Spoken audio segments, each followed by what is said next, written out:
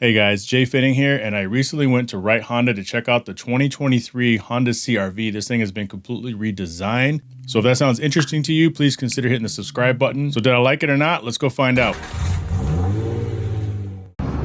Out here with my man Joe from RightHonda. We are in this 2023 CR-V and we are on our way to look for a place to drive the hell out of this car.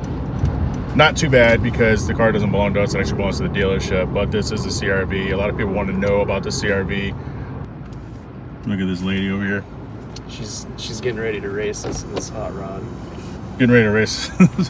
So this thing is turbo, Still Night It's Still Night Pearl. Still Night Pearl, so it's a nice blue color. It's like it's a good color. So I'm going through the spec sheet. 1.5 turbo. Yes. All-wheel drive. This is the EXL model. So what's different about the EXL than the standard, if anything? You're gonna get your wireless charger. You're gonna get your digital dash. You're gonna have your leather seats. All those cool tech features. They all come standard with Honda's safety features in their tech package, like lane keep assist, adaptive cruise control. And what's cool for this year is that the CR-Vs also are going to have adaptive cruise control in traffic. So it used to be you had to be at a certain speed limit, and then now the car will kind of just cruise itself with the traffic. So it's a pretty cool feature. I don't think my NSX even has that. Really? Yeah. There's a lot of things my vehicle doesn't have that this vehicle probably does have. And I'm looking at the digital display up there. It looks like half of it's digital, half of it isn't. Yeah, so it still has, like, the tachometer is digital, but it still looks like it's analog, which is kind of weird.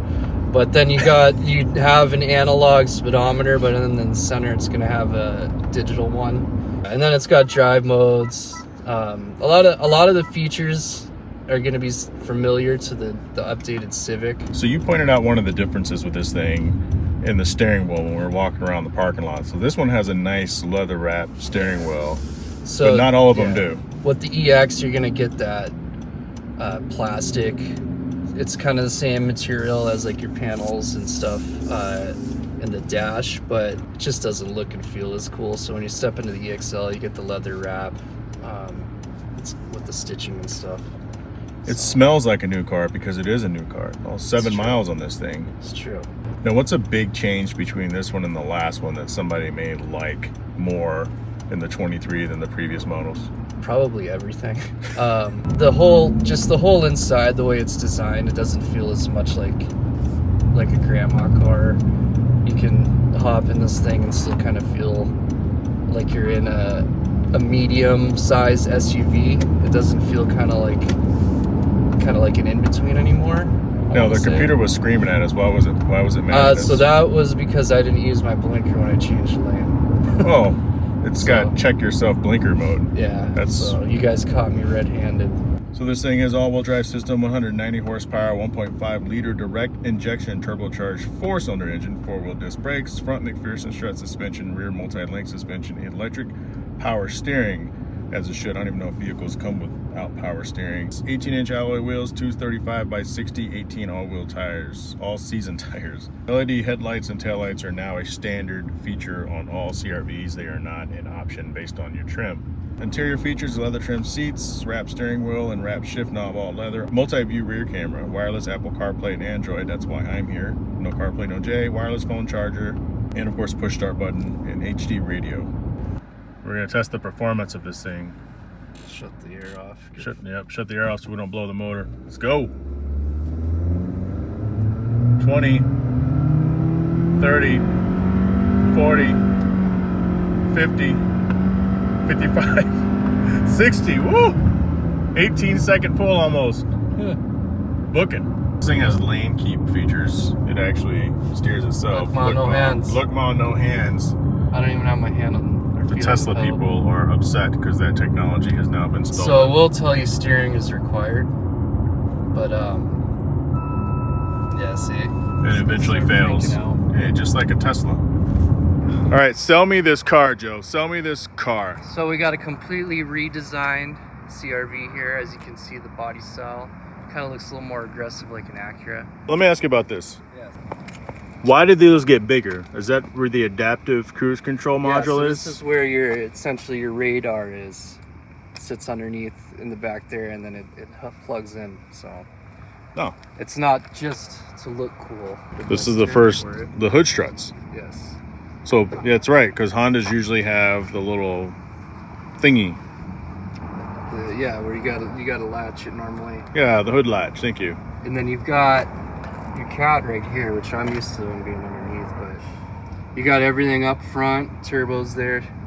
You don't have an engine cover, which is kind of like, To me, no engine cover is a little weird, yeah. just because everything has one.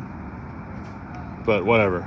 You could get your spark plugs in and out real quick though. And Imagine how much slower this thing would be if it had an engine cover. So weight savings. That's true. You gotta account for every ounce. As you can see, it has cup holders. There's 2 waters in there. Did you just give cup holders as a feature? I did. They're very necessary. I mean, it's not a German car, so it doesn't have ashtrays. Does anyone actually use those?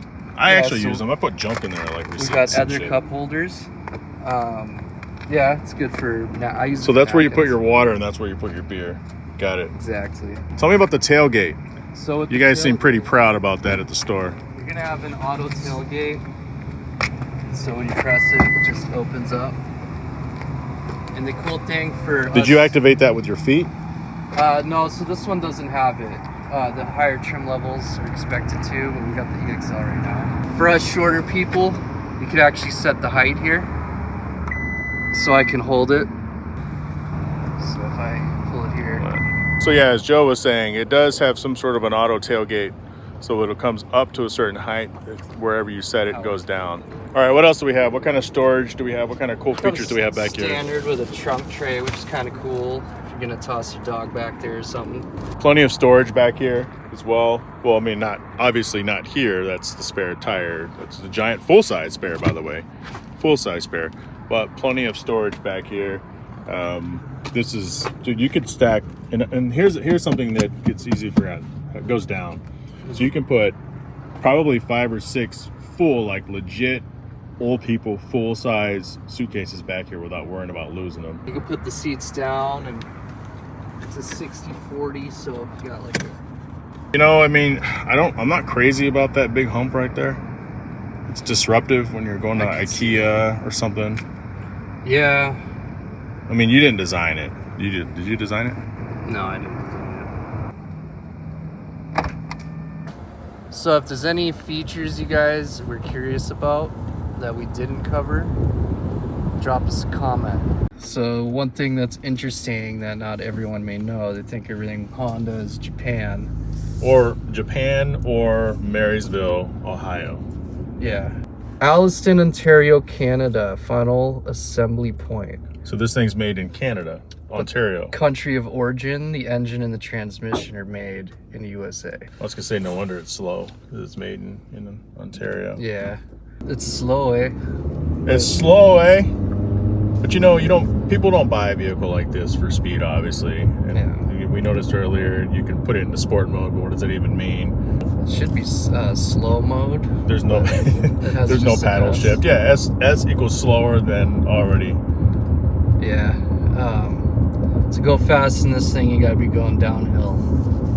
Definitely got to be going downhill, but it's for everyday thing, right? I mean, people want to. I mean, Jesus, we've already doubled up the mileage on this thing. We're up to 14 already. You are getting 29 miles to the gallon, and then so it's your average fuel economy, and then so it's 27 city, 32 on the highway. With the turbo, I mean, it's cool, it's efficient. You can even actually kind of hear the turbo.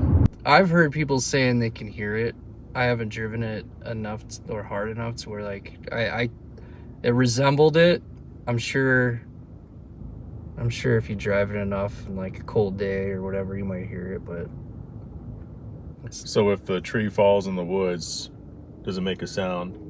If the CR-V technically is driven under wide open throttle, does it make a sound? We're doing some real city driving right now. We're going in all sorts of quick corners, which again, this isn't really designed for. But what I want to know is if this thing passes, like, is it is it peppy enough in traffic? Because when I get a rental car, that's like one of the first things I do is I'm leaving the airport, I'm on my way to the hotel, most of the time for the first time, I'm merging with traffic in a new place that I've never been, and I need to know if the vehicle, something like this doesn't even have a sport mode, it's got a slow mode, but if it can it pass in traffic?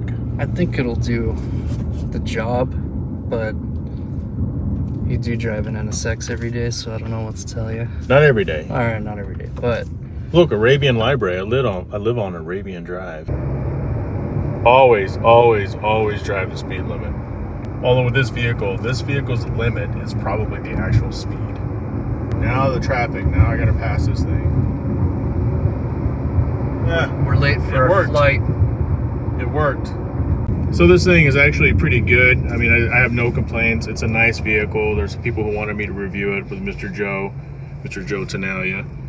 I mean, it does everything you want it to do. It doesn't really have any issues. I'm sure it's a little low on power, but again, like I said earlier, you don't really buy this thing for the power. You buy it for the convenience. You buy it because it's new. You buy it for the warranty. This thing costs $35,000. I don't know where that compares to the previous, but with today's market and how much things like this cost, it's actually not that bad. I would roll it around. I wish it was available as a rental. I would definitely pick it up if I was at an airport somewhere looking for kind of a small SUV to kick around town. Plenty of storage in the back for people. The back for the passengers is a little short. I mean, it doesn't short in amenities. It doesn't really have anything. Sure, it has a door speaker or the door tweeters, but it doesn't have a place for them to plug their power in. Maybe that's part of another package because there is like a little blank label there. But other than that, I mean, this has been an excellent vehicle. So if you guys want to hear more, just like Joe said earlier, let us know on the channel and ask your questions down below, and we'll see you guys next time. Oh, don't forget to like and subscribe, hit the bell notification, and also follow me, Hard Parking Podcast with Jay Fitting. That's me. See you next time. RightHonda official.